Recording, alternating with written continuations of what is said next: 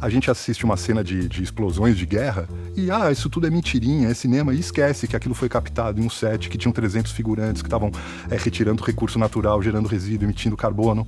E esse estudo também apontou que por unidade de faturamento lá na Califórnia, o setor cinematográfico era mais poluente que outros setores notoriamente de impacto, como a indústria hoteleira e o setor aeroespacial. Innovation Roots apresenta podcast Raízes da Inovação, em sua 3ª temporada. Nossos convidados são Alexandre Hudson e Dudu Lima, e vamos falar sobre sustentabilidade nos mercados audiovisual e de eventos. Salve, salve pessoal! Estamos aqui na 3ª temporada do podcast Raízes da Inovação. Eu tenho o grande prazer de receber os amigos Alexandre Hudson, Dudu Lima, da Sustente SG, para a gente bater um papo hoje sobre a sustentabilidade no setor audiovisual e de eventos. Ale, Dudu, obrigado por estarem aqui. Um grande prazer estar com vocês. Prazer, eu agradeço o convite, Paulo. A gente vai reduzir as introduções e vamos direto para o que interessa, né? Até porque eu quero saber um pouquinho da história de vocês. A Sustente vem fazendo esse trabalho muito bonito de trazer a sustentabilidade para dentro do setor audiovisual, para dentro do setor de eventos. E eu queria saber, porque vocês trabalharam nesse setor há muitos anos, né? Durante muito tempo. E o que motivou vocês a entrarem nessa empreitada e abraçar esse desafio, né? Que é um grande desafio.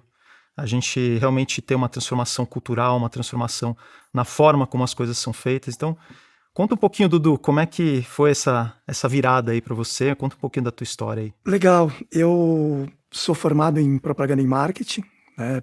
Meu primeiro trabalho foi em audiovisual, em produtora. A gente trabalhou junto, né? Então foram anos de galgando, né, os espaços dentro da produção audiovisual. Em 2002 eu resolvi mudar de área e fui por corporativo, para um departamento de marketing de uma grande administradora de shopping center. E 2 anos depois o grupo foi incorporado a um grande grupo português, que foi uma grande virada de chave para mim, porque os critérios, né, os processos desse grupo eram extremamente modernos, né? Nessa época eles já tinham uma cultura ambiental muito forte e de segurança e saúde, né? Então isso me trouxe um olhar diferente de como você pode trabalhar olhando por questões que até então eu não tinha essa preocupação, né? E depois de um tempo eu voltei para o mercado de audiovisual e comecei a olhar, né, que é um ambiente com uma grande circulação de pessoas, mas ao mesmo tempo extremamente informal, né, e que não se olha muito para essas questões, né, por processos, né. E eu resolvi estudar, né, olhar mais para essas questões. Fiz uma especialização em ESG, né, e dentro dessa minha nova expertise, né, eu lembrei que o Alexandre foi com quem uma pessoa que a gente trabalhou durante muito tempo, era especialista na área ambiental, e falei, pô, Ale, a gente tem experiência, né, prática, né, na parte operacional, e tem um olhar diferenciado, né, então que tal a gente começar a introduzir essa nossa expertise, essa nossa preocupação, e era uma dor minha também, né, de como a gente pode trabalhar de uma maneira sistêmica, né, produzindo, mas olhando para as questões sociais e ambientais, e nessas questões de processo. Então a Sustente surgiu dessa vontade própria, né, da união de 2 expertises dentro de um mercado. E foi basicamente isso. Para mim foi maravilhoso quando o Dudu fez o convite, porque eu sempre transitei entre o meio ambiente e o cinema.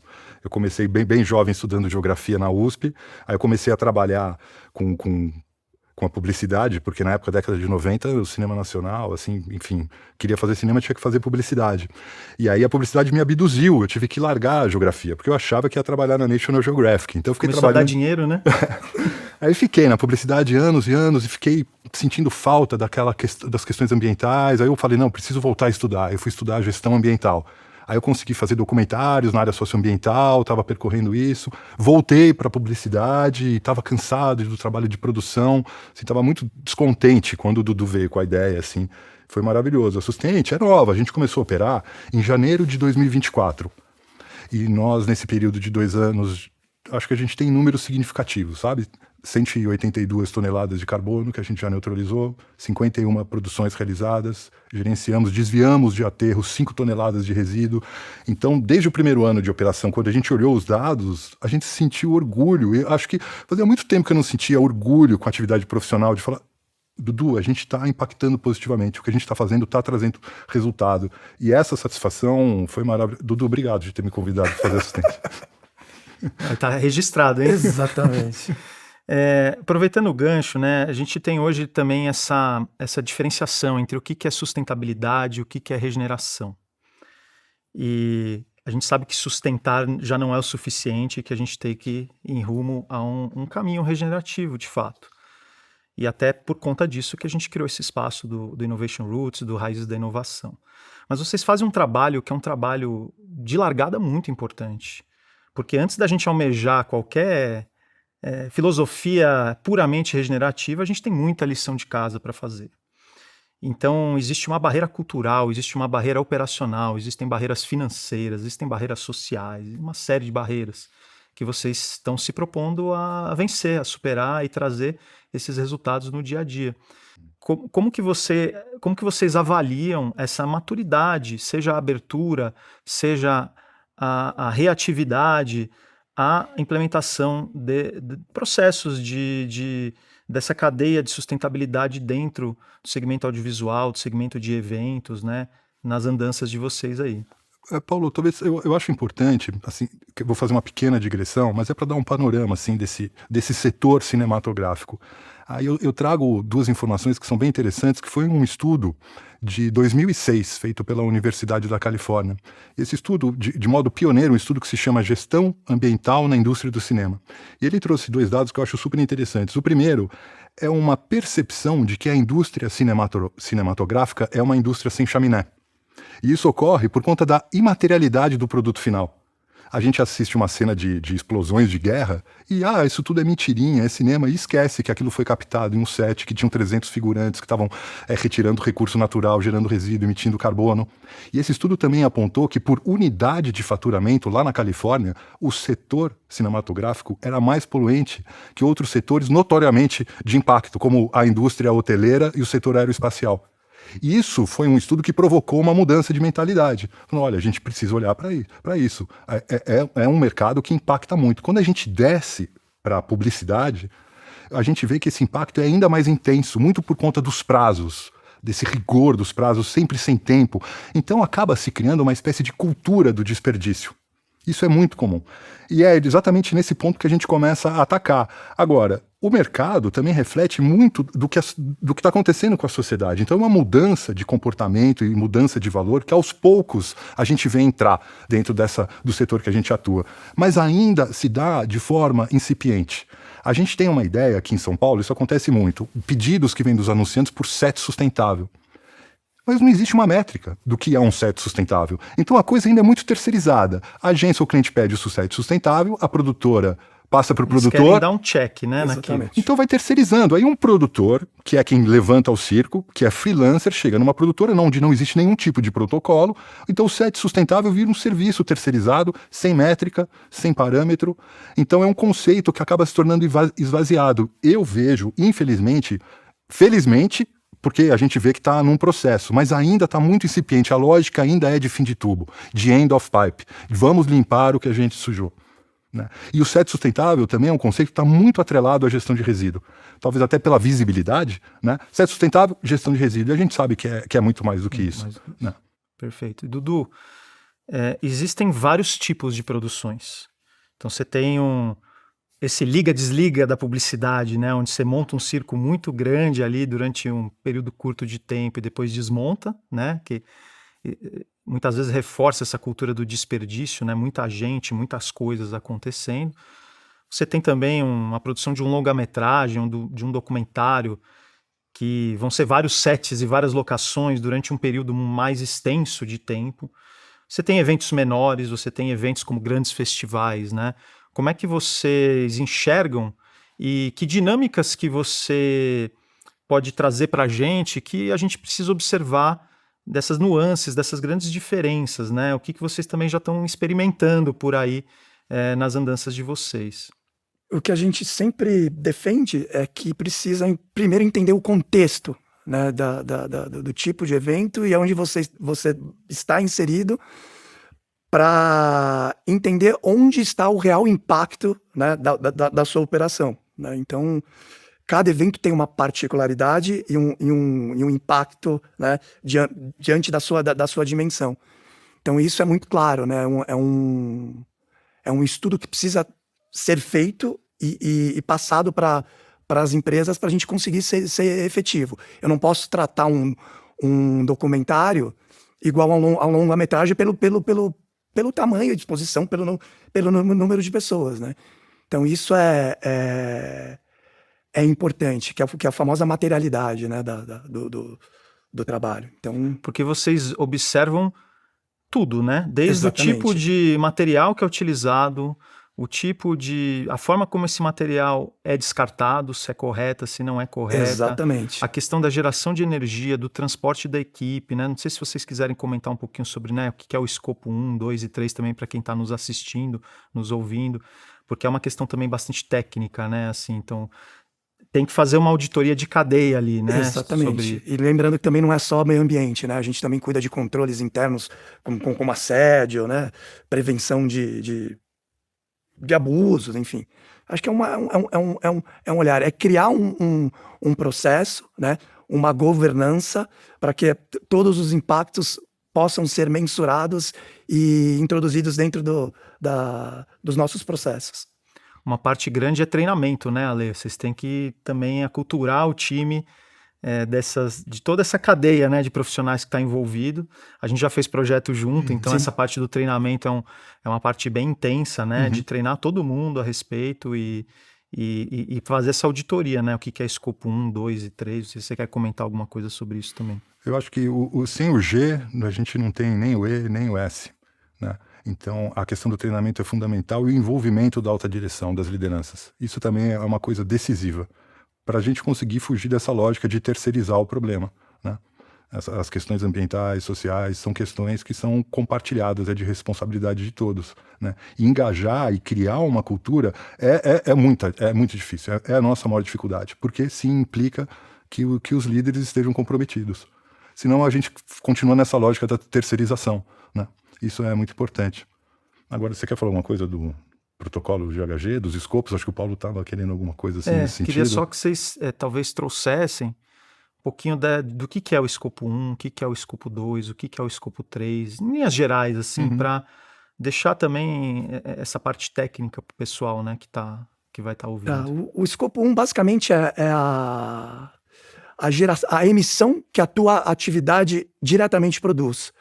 No nosso caso, não é o mais importante, porque assim, a atividade em si não produz muita energia e queima de carbono. Então, o que eu posso dizer? Quando a gente filma e nos eventos é o uso de gerador de energia. O 2 é referente à energia elétrica que a gente usa para operação. Então, também não é porque o Brasil a matriz é limpa, então não tem tanta interferência. O 3 é referente à sua cadeia de fornecedor, que é aí onde está o grande gargalo geral, aí, né? Assim, nos grandes setores é onde realmente tem um maior impacto e é onde você tem menos controle. E é onde entra, por exemplo, transporte da equipe, exatamente, viagens. Exatamente. Você trouxe uma coisa muito importante quando você falou aqui de transporte. Existe uma entidade britânica chamada Ed Green, e eles estão focados nas particularidades do mercado publicitário. Eles têm uma calculadora de emissões de carbono, eles são muito utilizados na Europa.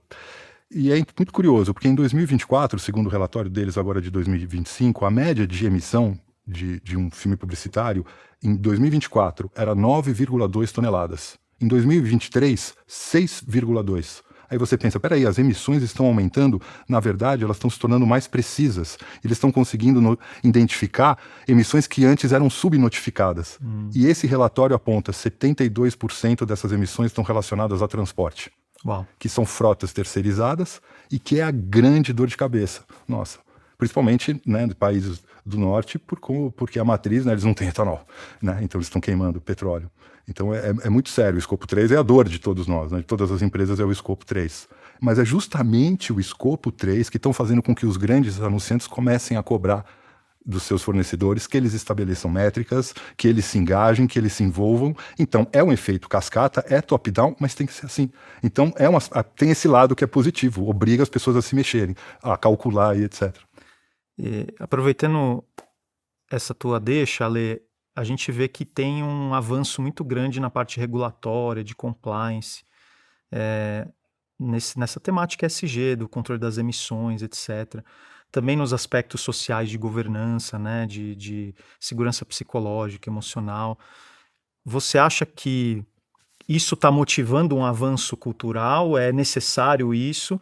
Porque também ainda é visto como uma coisa extra, né? Quando você vai ver um orçamento, não, isso aqui não é necessário, vamos tirar para cortar custo. É um diferencial que deveria ser basilar numa produção, num evento, num planejamento estratégico. A questão regulatória é uma questão necessária, ou também olhar para isso como uma oportunidade, não só como mitigação de risco? Onde você acha que podem estar essas oportunidades aí para quem está pensando ou para quem está estudando sobre esse tema, né? Vamos lá. Eu acho assim, quando uma produtora ou uma agência ela tem protocolos, tem práticas de sustentabilidade que são protocolares, ela deixa de ser só um fornecedor de imagem, passa a ser um parceiro estratégico, porque ela está blindando o cliente. Imagina uma grande campanha onde tem uma denúncia de assédio atrelada à marca, ou um descarte de resíduo que também ficou atrelado a determinada marca. Isso é um pesadelo para todos. Então, em termos de gestão de risco, essas práticas serem protocolares fortalece e é uma excelente oportunidade para as produtoras, porque como essa régua de compliance do escopo 3 está descendo pelos grandes players, se você não se adequa, daqui a pouco você não senta mais na mesa de negociação. E também tem um ganho, né, financeiro, porque em termos bem simples matemáticos, sustentabilidade também é redução de desperdício. Então, se você tem um protocolo, você começa a reduzir consumo de plástico de uso único e isso reflete, né, no orçamento. Você também apontou um ponto que é... Você apontou um ponto engraçado, mas você também apontou a questão de ter uma rubrica. E isso é fundamental, porque se você tem uma rubrica no orçamento destinada às questões de sustentabilidade, você está olhando isso com um olhar técnico. Não é um improviso, não é algo que você aloca. Tira um pouquinho aqui, garante uma gestão de resíduo, pronto, fizemos a nossa parte. Então isso implica mesmo na maturidade, como você vai incorporando isso. É importante dizer, né, até pegando aqui experiências que a gente já teve junto, né, claro que depende muito do tamanho do projeto, né, do qual vai ser o patamar de investimento daquele projeto. Mas às vezes é menos de 1%, né, a representatividade do que a gente está falando aqui, de olhar para essa governança ESG, de trazer eficiência sustentável, descarbonização, de olhar para essas questões de segurança psicológica, emocional. 1%, 2%, às vezes em projetos menores pode chegar a 5%, mas mesmo assim me parece um percentual que é possível de encaixar, né? Demanda mais vontade do que necessariamente poder de investimento, né? Eu queria, acho que tem um dado acho que é importante que eu enxergo. Eu acho que o grande divisor de águas, principalmente para o audiovisual, foi os players, né? Quando eles vieram e começaram efetivamente a produzir no Brasil, eles introduziram muito desse controle, porque na verdade o ESG é um controle de risco, né? Então, que a gente conversou antes também, um pouquinho bate-papo, que dentro dos assuntos mais materiais do nosso meio, sempre foi mais ligado ao S, né? Então, assim, com um canal de escuta, com essa proteção contra assédio, discriminação, e isso deu uma certa segurança para o mercado, até porque já é uma pressão da sociedade. Então, acho que tudo, dentro da pergunta que você fez, acho que tudo caminham junto, né? Com a evolução da sociedade, com leis e com propósito de empresas que já têm esse olhar. Um dado que eu acho extremamente importante, quando a gente abriu a Sustente, a Apurter acho que tem 153 produtoras cadastradas.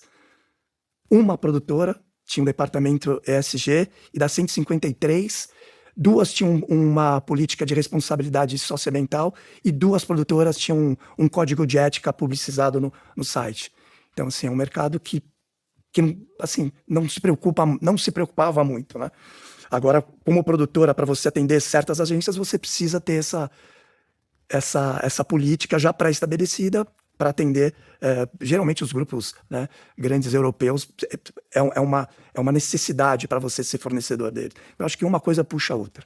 E aí, Dudu, não sei se dá para dizer que tem uma parte responsável, né? Mas a gente pegando aqui, fazendo uma figura do mercado publicitário, né? Usualmente você tem o anunciante, a marca que vai contratar, e tem a sua agência que vai criar a campanha, e tem ali uma produtora ou X produtoras que vão ou fazer um evento ou vai fazer uma produção de um filme, de uma campanha, etc. Então são várias partes ali dentro dessa cadeia. De quem que é a responsabilidade de puxar isso e falar, não, a gente precisa fazer? É claro que é uma responsabilidade compartilhada, né? Mas de quem deveria ser essa responsabilidade de puxar essa carroça aí? Eu acho, bato na tecla que é uma responsabilidade compartilhada, né? Porque eu como produtor, na época, eu tô fazendo um trabalho para uma agência que está fazendo um trabalho para um cliente. Então todos nós somos responsáveis para que aquele trabalho seja politicamente correto, né? Na área ambiental e social.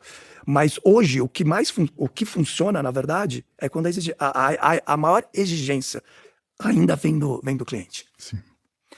E Ale, nesse mesmo tema, hoje você tem também toda uma questão de padronização de métricas, de relatoria, existem protocolos também internacionais para que se possa medir exatamente, se comparar as mesmas coisas nessa área de ESG. Quando você tem um processo de descarbonização, de lixo zero, de SET sustentável, o nome que a gente quiser dar aqui, para quem que se beneficia disso, né? Porque é a marca, é a anunciante, é a agência, é a produtora, todo mundo se beneficia de forma diferente, ou tem um desses agentes que consegue colocar lá no seu relatório? Como é que vocês enxergam e veem isso? Eu acho que está muito atrelado essa questão da responsabilidade compartilhada, porque não é uma competição para ver quem leva o troféu lixo zero, né? Os 3, vamos pensar, anunciante, agência e a produtora. Os 3 se beneficiam com isso e pode parecer num primeiro momento que está tendo uma duplicidade ali nesses dados. Não, o sistema não é falho. O protocolo GHG pensa desse modo intencionalmente, isso é proposital, porque ele estimula a cadeia a trabalhar em rede. Quando uma produtora reduz suas emissões diretas, isso entra numa prateleira do escopo 1. A agência que contratou a produtora vai ter esses dados no seu escopo 3 dos fornecedores, assim como o anunciante. Então, esses escopos, eles parecem, só resumindo a resposta, que eles estão sobrepostos, mas na verdade isso é intencional. Cada um vai alocar isso dentro da sua prateleira. Mas você trouxe essa questão da métrica, que isso é muito importante e existe sim uma carência nossa aqui no mercado de ter essas métricas. E Dudu, atualmente a gente está trabalhando com as produções, estratificando elas em pequenas, médias e grandes, pegando os dados de geração de resíduo e emissão de carbono e trabalhando isso por per capita, para a gente começar a ter parâmetros para avaliar, né? Então, atualmente a gente trabalha muito com os dados do nosso inventário de emissões, e na questão de resíduos, a gente trabalha muito com a taxa de reaproveitamento. Vocês já estão extraindo dados e inteligências a cada exatamente. Projeto que vocês fazem, né? A gente está começando agora a tratar esses dados para a gente poder ter métricas. Enxergar padrões, né? Diferentes tipos de projeto. Perfil social, que é super importante a gente falar. A gente também trabalha esses números, né, para entender a diversidade da equipe. Isso acho que são dados importantes para o contratante saber como o perfil e o contexto e aonde ele pode atuar, né? Ou seja, quando você disse no início, né, Ale, que faltam referências, vocês estão... Na falta da referência, vocês estão buscando criar as próprias referências, né? Exatamente. A gente precisa ter indicadores para avaliar, para medir, né, e para estabelecer meta. Imagina que bacana um anunciante senta com a agência e fala, olha, vamos fazer esse filme, quais são as nossas metas? Vamos estabelecer aqui conjuntamente o que a gente pode fazer nesse trabalho, porque é uma forma de como a governança vem de cima, é top-down, é em cascata, cabe ao anunciante, aos grandes players também estimularem, entende? Capacitarem os seus fornecedores a fazer, e não só ser uma exigência cega, façam. Eles não sabem como fazer.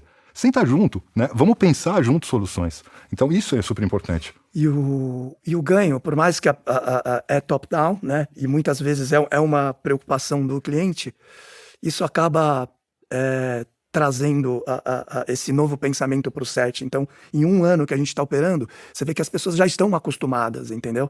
Para os sets que a gente faz, as pessoas já identificam. O resíduo coloca aqui, já entende o que é uma neutralização, uma emissão. Então, isso acaba pulverizando e criando uma nova cultura, um novo olhar, né?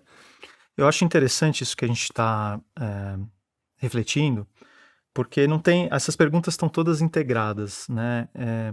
Quando você fala de responsabilidade compartilhada, e você trouxe um ponto de, poxa, o investimento vem da marca, vem do anunciante. Então, em tese, deveria ser uma provocação da própria marca, do próprio anunciante. Nem sempre é isso que acontece, porque muitas vezes também essa marca não tem ainda uma maturidade em pensamento regenerativo, em ESG, ou tem, só que isso não chegou ainda nessa parte, né, nessa ponta. E aí, às vezes, vem uma agência ou vem um grupo de comunicação que já está mais avançado nisso e fomenta. Ou, às vezes, vem uma produtora que traz isso. E como você disse, né, Ale, acho que é uma cultura ganha, ganha, ganha. Né? Então, é uma coisa que, independente de quem traga e quem fomente, todo mundo vai ganhar. Exatamente. E isso acho que é muito importante, porque às vezes eu vejo que as pessoas têm uma barreira ou ficam achando que não vai dar certo, né? Ou que não vai usufruir disso.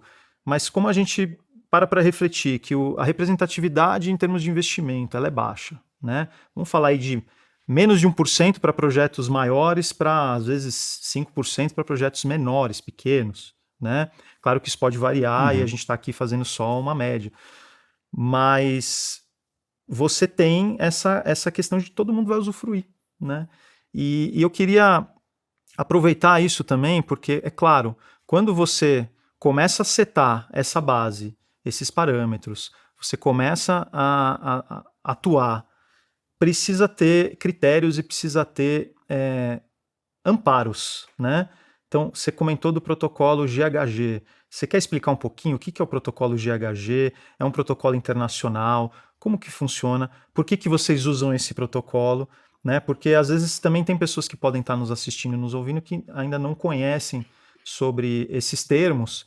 E acho que é legal falar um pouquinho, né? Para trazer também a credibilidade e a confiança nesse tipo de parâmetro, né? De modo geral, o protocolo GHG é um protocolo muito aceito internacionalmente, o principal para você fazer cálculo de emissões de carbono. Como o Dudu já havia explicado, ele trabalha com 3 escopos, né? É uma forma de a gente conseguir mensurar. Alguns dados são coletados, por exemplo, numa filmagem. A gente calcula a quilometragem, né, de transporte. Então é um protocolo que ele estipulou métricas, né, que você consegue mensurar as emissões e tornar essas métricas confiáveis e comparar, e você ter um padrão para comparar as emissões, né? Então é isso. Se uma emissão acontece no Brasil ou na Suécia, exatamente, é o mesmo padrão. É o mesmo padrão. E aí você consegue comparar as emissões. Perfeito.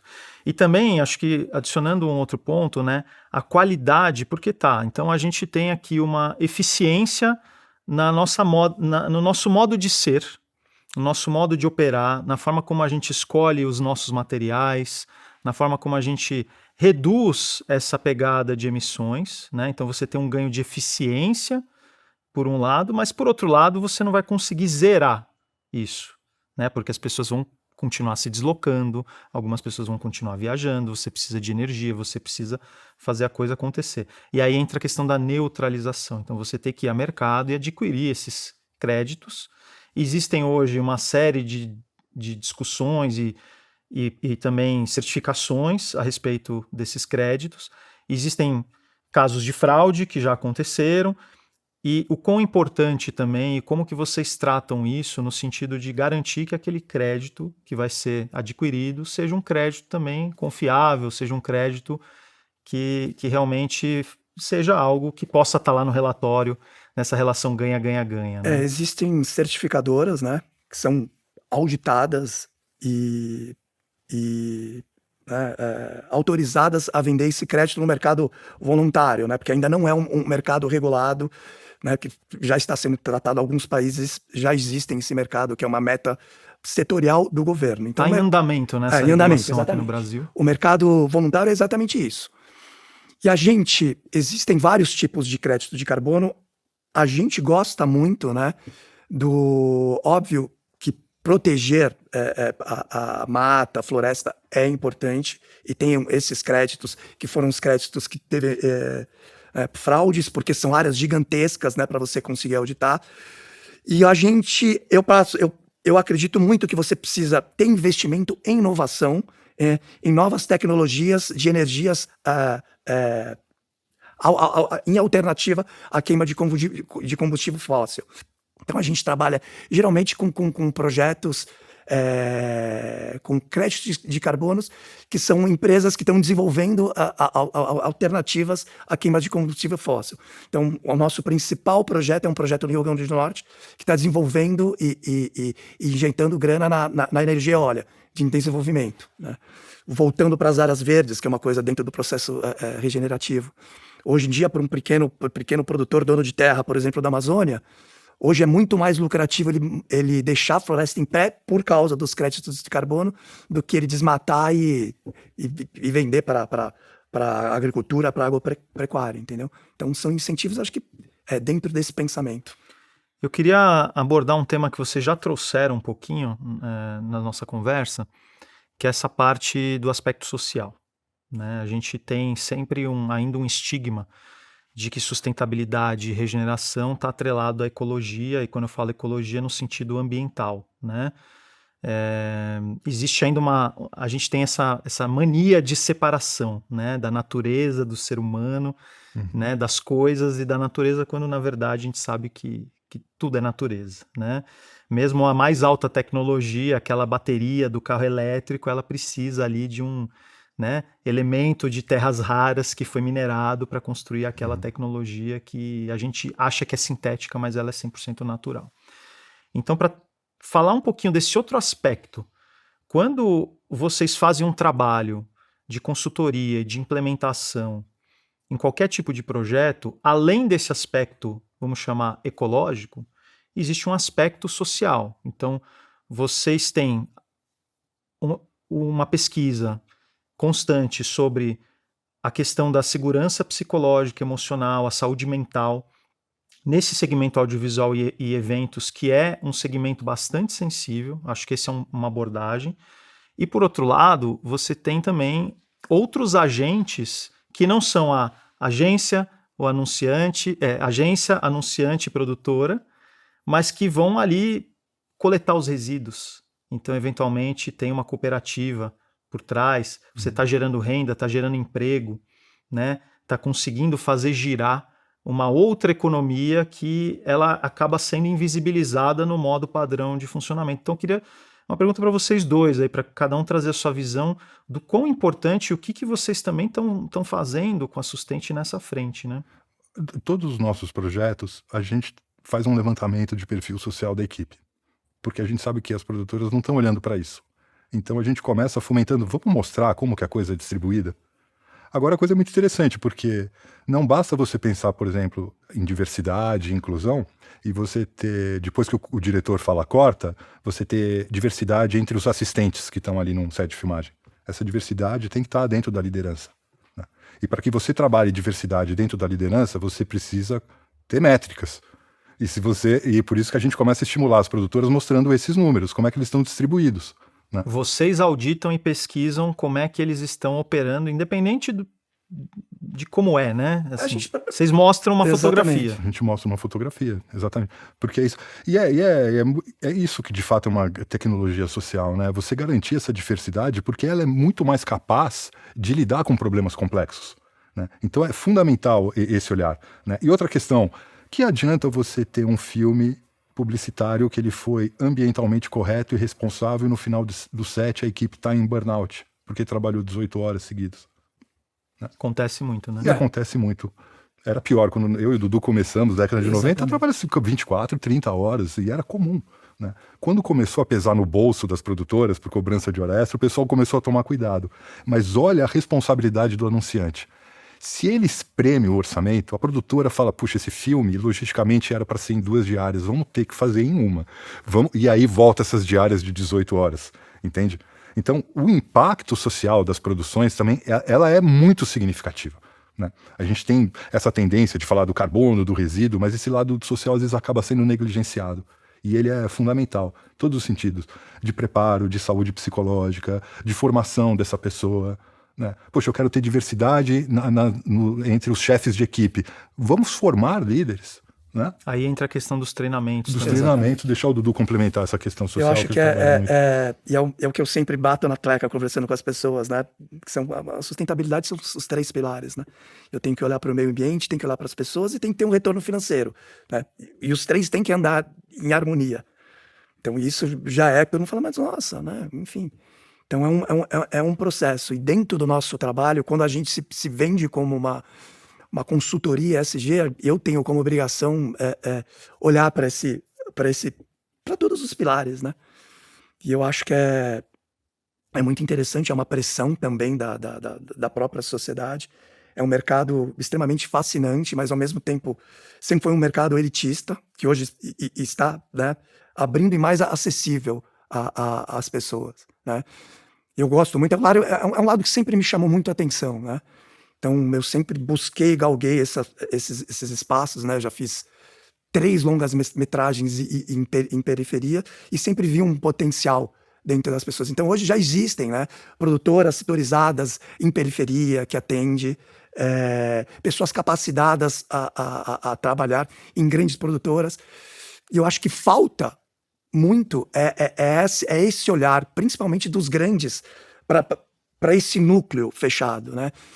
Porque eu cresci dentro da publicidade que era o aspiracional, né? A minha formação inteira sempre foi que era um lance aspiracional. Então a pessoa da comunidade até tem, mas muitas vezes ela não se identificou o que foi vendido para ela. Então hoje existe essa ponte e eu acho que hoje tem muito mais acesso, né? Quando vocês mostram essa fotografia, muitas vezes ela é chocante para um aspecto positivo ou negativo, e vocês veem que a liderança ou as pessoas que vão receber essa fotografia olham isso com, puxa, vamos tentar melhorar? Vamos tentar mudar? Como que vocês estão enxergando isso? Quem já tem um grau de maturidade consegue fazer uso desses dados, consegue olhar e valorizar isso. A gente tem uma produtora que a gente tem um recorrente e que eles, assim, olha, escolhemos trabalhar com vocês por conta desse olhar que vocês têm. Então partiu deles, né? Já tinha um certo grau de maturidade. Agora, falando no aspecto social, eu só queria complementar, relacionando um pouco com a questão da dupla materialidade, né? A gente está falando muito do aspecto social dentro, né, da operação.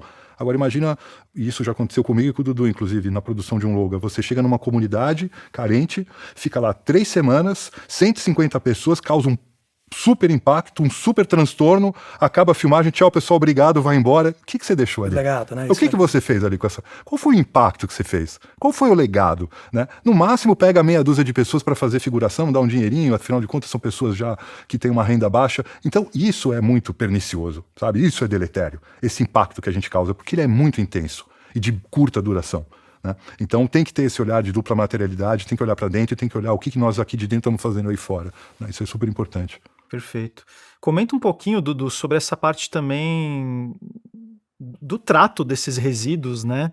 Que é essa cadeia tão importante, que é quem faz acontecer mesmo. Pegar lá o resíduo orgânico, ir lá e virar composto, pegar o resíduo reciclável e transformar isso em reciclabilidade garantida, porque hoje a gente tem em média no Brasil 4% de taxa de reciclagem dos resíduos potencialmente recicláveis, e quando vocês trazem o trabalho de vocês, isso sobe para às vezes acima de 80, 90, né? Então, esse agente né, que vai lá e fazer acontecer é muito importante. Conta um pouquinho também como é que vocês estão trabalhando e como que vocês enxergam e potencializam, né, essas pessoas, esses coletivos, essas cooperativas. Muito bacana. A gente é plugado com o pessoal do topo da cadeia, né? Que são os agentes que realmente lidam com com a parte operacional e a eficiência dos processos que são as cooperativas de catadores, né? Porque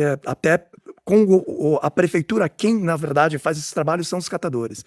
Então a gente os nossos fornecedores, nosso principal fornecedor você conhece, né? É o Bispo, que é um Sensacional. É uma entidade, né, dentro do mercado, né? Que eu aprendi muito com ele. Então a gente é plugado com essa cooperativa e quem faz toda a parte operacional, né? Tanto no set, né? A gente contrata, né? Geralmente mulheres, porque a gente acha importante. Então a gente toda a parte operacional é feita por esses agentes, né? Então a gente gera renda contratando os serviços desses agentes. Isso porque ele não ganha no volume do resíduo, né? Ele ganha pelo serviço dele. E tradicionalmente, essas cooperativas, elas estão desamparadas, porque elas têm que fazer um volume para conseguir garantir, né, uma renda, e ao passo que você oferece um job, né, falando linguajar publicitário, para essa galera, ele começa a ter uma renda além daquele volume. E eu tô capacitando essa pessoa e dando uma outra oportunidade de um outro olhar para ela também, né? Que ela sai da parte operacional do resíduo com uma parte macro de um set de filmagem, de um evento maior, onde ela pode, óbvio, ela agrega o conhecimento dela e pode, né, de repente, migrar para uma outra área dentro dessa oportunidade, que eu acho que é isso, a gente está capacitando e dando um outro olhar para ela, né? Aproveitando para deixar um salve para o Bispo aí, da Combosa Seletiva, grande parceiro, e em breve vamos trazer ele aqui, né, também para falar com a gente, quem sabe dá certo. E na área de evento, por exemplo, acho que é um grande diferencial nosso, assim, né? Tem a parte desses resíduos menores, mas um evento, a gente, né, tá fazendo um evento para um player agora, que só de lona plástica são quase 600 metros quadrados de material que, né, não tem um reuso, porque ele está impresso.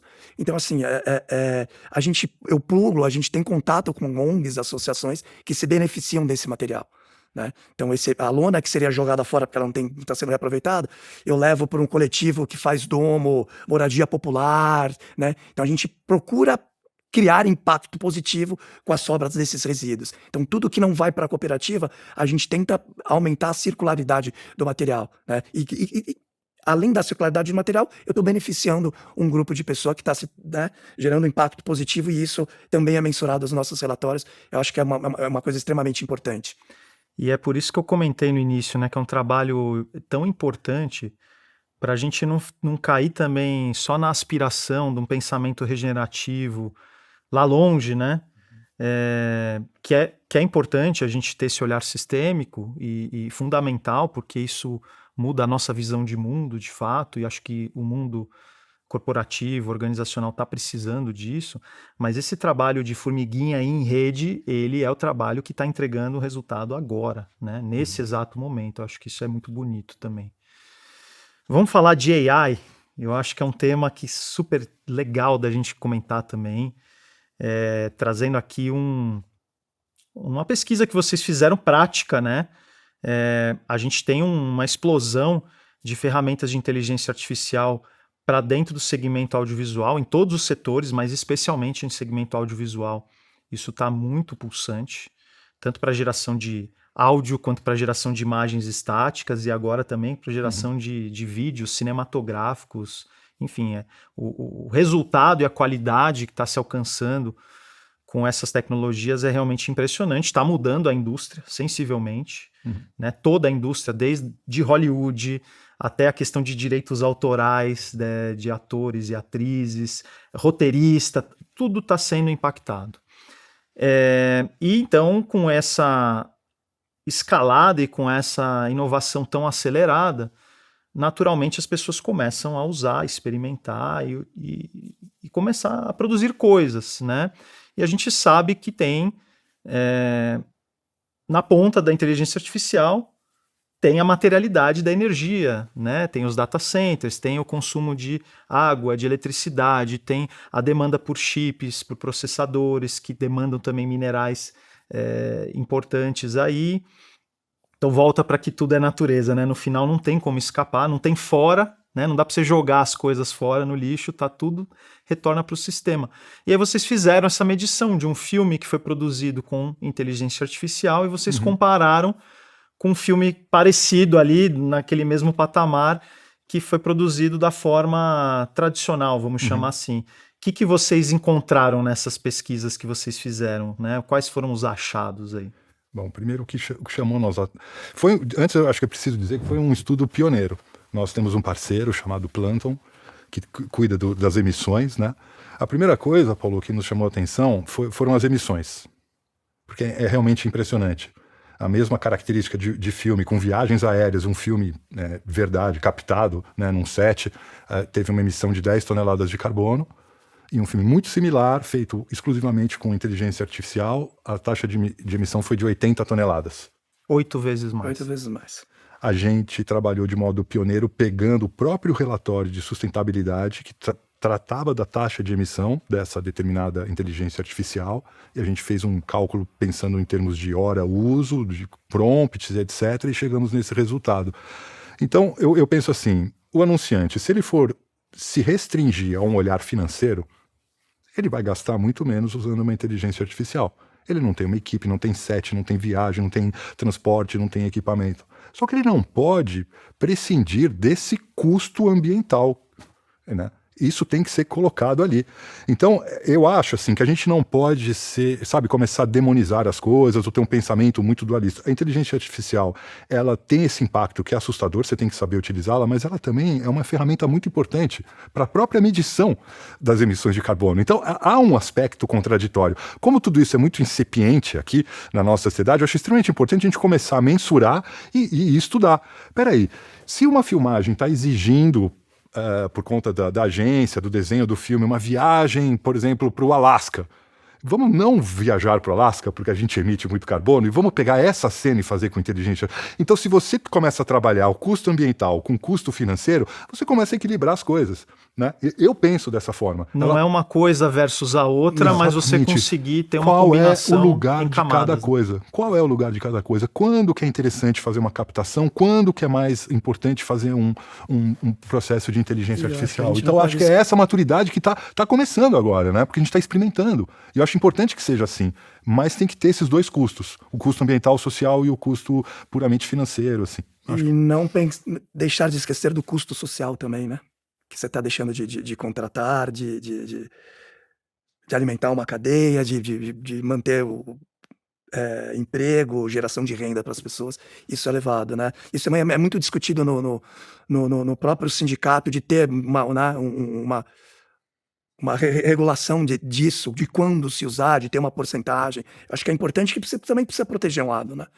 E mesmo no uso máquina mesmo de inteligência artificial, ainda não ouço pouco se falar disso, ou quase não se ouve, mas você também ter boas práticas no uso, né? Exatamente. Você não ter aquele uso de qualquer jeito, onde você vai gastando recursos, né, para fazer qualquer tipo de experimento. Você também entender que existem boas práticas, dependendo da forma como você utiliza, como você consome lá os tokens, Exato. como você demanda da plataforma, você vai eventualmente poder economizar. Vai ter um compliance específico para utilização, né? E no limite, o que eu acho muito importante é entender que a inteligência artificial é uma ferramenta, sabe? Eu acho que a partir do momento que a gente deixa de pensar o mundo, deixa de entender o que a inteligência está fazendo, deixa de corrigir e delega ela, a gente deixa de pensar o mundo. Agora a gente já não opera mais. Então eu acho que é extremamente importante isso. É uma ferramenta.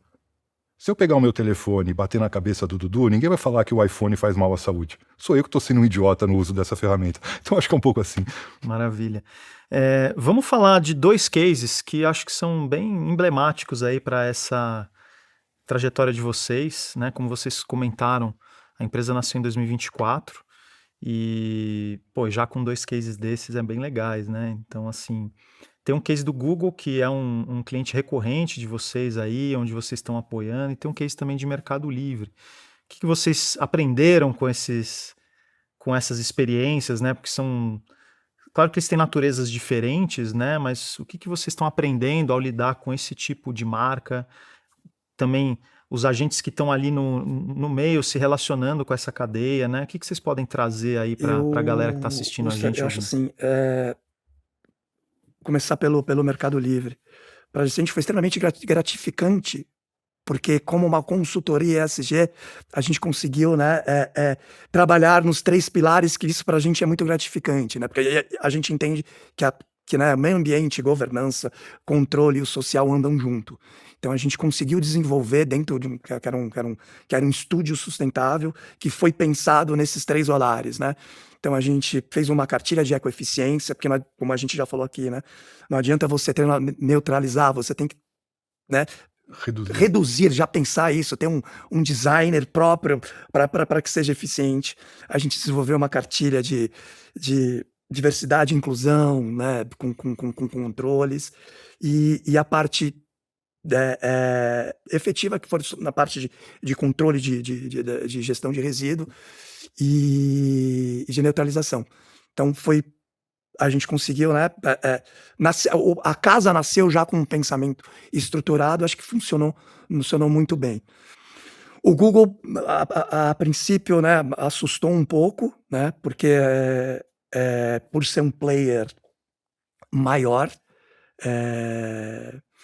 mas também importante do mesmo jeito. A gente não consegue interferir o quanto a gente gostaria, mas ao mesmo tempo deu esse olhar dessa visão de eventos que a gente não tinha, né?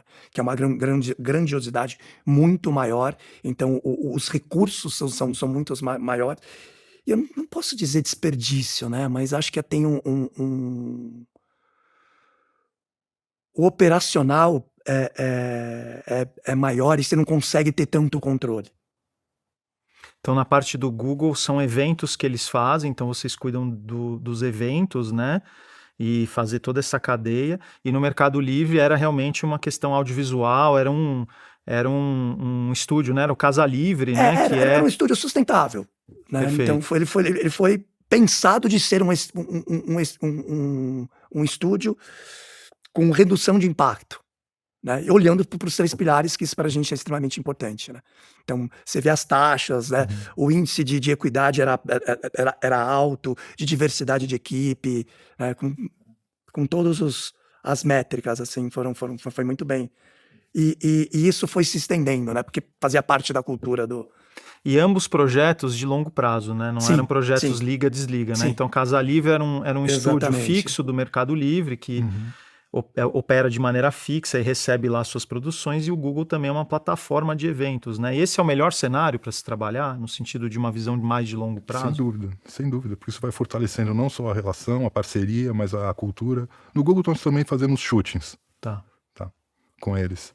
E a gente pôde perceber, podendo fazer o primeiro evento, tendo um diagnóstico, conseguindo mensurar o impacto de um evento para mais de 1.000 pessoas, a gente se deu conta de que o principal ativo hoje da Sustente são os dados.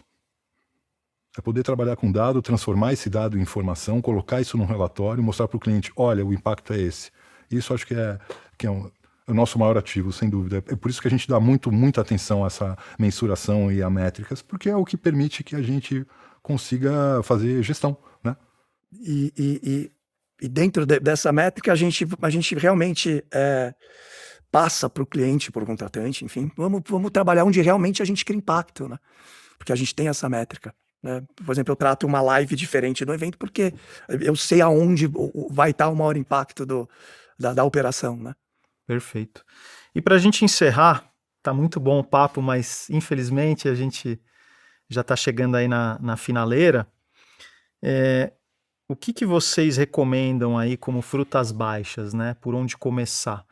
Seja para quem está em agência, em marcas, para quem está em produtoras, trabalhando com eventos, né? Quais são essas frutas baixas, que são aquelas ações que são as mais fáceis, né? Da gente pegar lá na árvore, não precisa escalar a árvore, mas ela gera um impacto mais imediato e de maior percepção também, porque na estrada e no caminho regenerativo, você ir comprovando e mostrando resultado passo a passo é importante também. O que vocês recomendam aí para as pessoas? Além de, claro, a gente vai deixar aqui as redes sociais de vocês, o site, para as pessoas acessarem, mas o que vocês recomendam que são essas frutas baixas, esses quick wins, né? Eu acho que cuide dos seus ativos, né? Cuide das pessoas, cuide do ambiente que você tá inserido, da sua comunidade, né, dos seus recursos.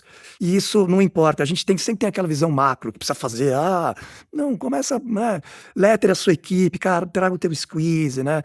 Ou não vamos, né, diminuir um pouco essa carga de trabalho. Pense, né? E comece pelo que está mais próximo. Eu acho que já é um começo, né? E aí você vai criando réguas e vai conseguindo no medir, assim, o que está mais próximo. Comece pelo que está mais próximo mesmo. Eu acho que em termos desses ganhos rápidos, né? Eu acho que é uma questão assim, vamos eliminar, sendo bem operacional, bem direto, vamos eliminar plástico de uso único? Vamos criar um sistema de gerenciar os nossos resíduos? Vamos conhecer a nossa atividade, qual é o impacto dela? Vamos fazer um cálculo de emissão? Você começa primeiramente a entender essa sua materialidade. Vamos diagnosticar o que acontece.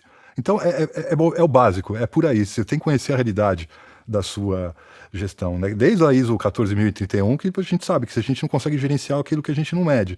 E está lá dado como é que a gente trabalha com indicadores de desempenho. Então você precisa ter um diagnóstico. Quais são os impactos que eu estou tendo imediatos? E vamos começar a trabalhar isso. Então vamos olhar para resíduo, vamos olhar para emissão, vamos olhar para energia, né? Tudo isso em face à sua operação, ao tipo de atividade que você exerce.